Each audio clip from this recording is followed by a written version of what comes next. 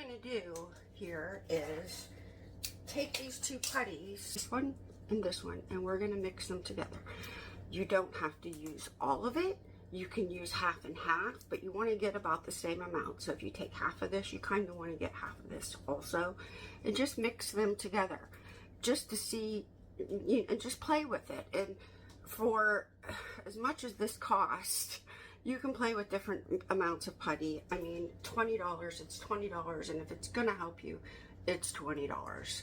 So let me get my immediate dentures.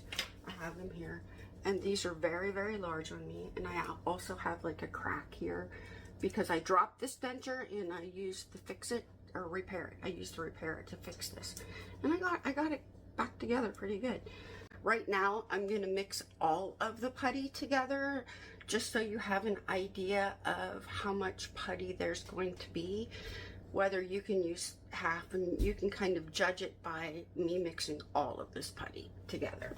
What you need to do to make this putty work is mix them both together because they activate each other. I don't know how that does that. I'm not a chemist, but mixing this and this together, you want to form it into one color.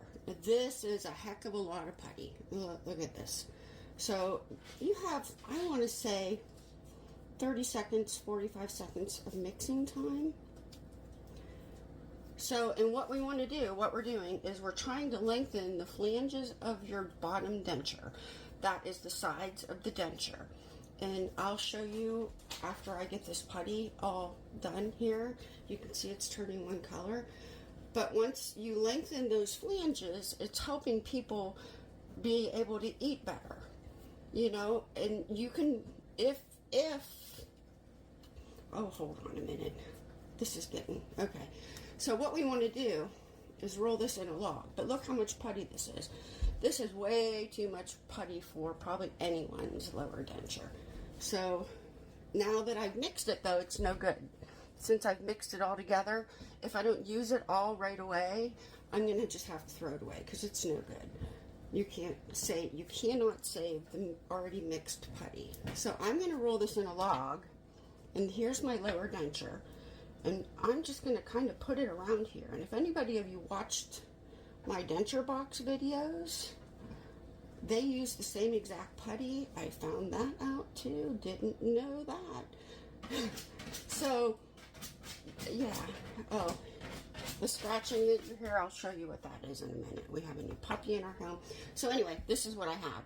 So let me show you what we're going to do with this. You could see that it was really pliable for me to mix. It wasn't hard. I'm going to take this denture out.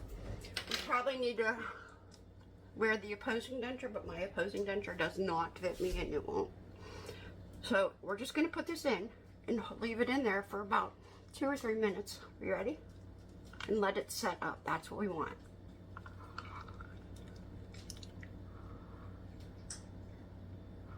I'm going to push down on the sides too.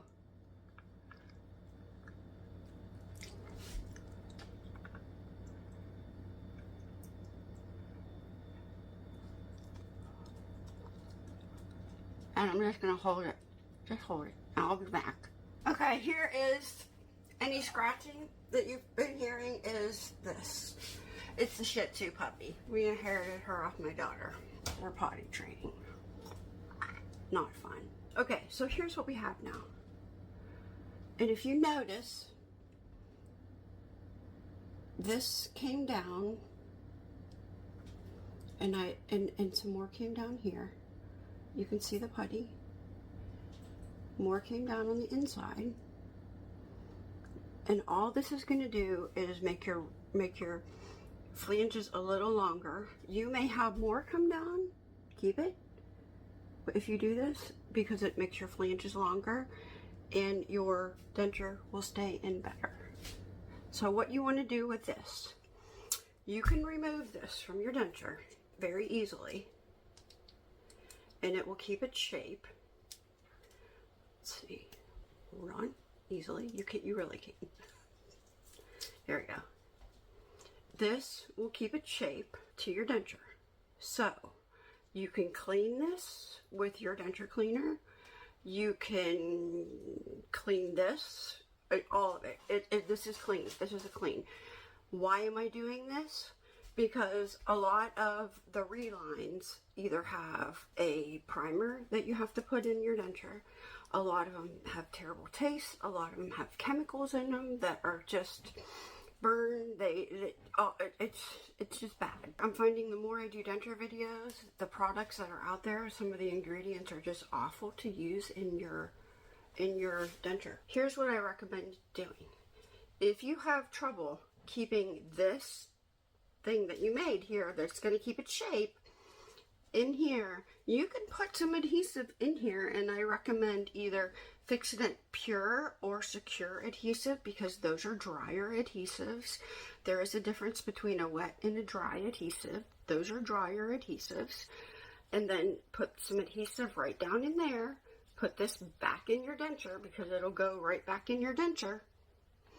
And then put adhesive in here if you want to, if you need to. I can tell you on my lower denture, even this one that fits me really well, if I'm going to be eating something that is hard to eat or something, I'll put a little bit of adhesive, because that's my personal choice. Do I need to? No, but I also don't want to have to pay attention to where my dentures are going. You know, I just don't want to do that. So this is perfect for even a soft reline. Oh, look, see how more putty came down right here? See, look. It filled in that little gap a little bit. If you're struggling with your dentures and you want to just try something, try this. And you could see that I didn't use all the putty, so you can take half, maybe start with half and half if you have big dentures, or a quarter and a quarter. Just try to get them even, and put the rest of the putty in your refrigerator, because now that I have this mixed, it's solidifying, I think. That's the right word. It's turning into a solid. If you have any sore spots from this, take a little tiny pair of scissors and just cut it. Just cut it to what you need. Or even a Dremel. You might be able to get a Dremel in there and just Dremel some of that out. But right now, this is going to make my lower denture fit better. And I know it's helped quite a few of you.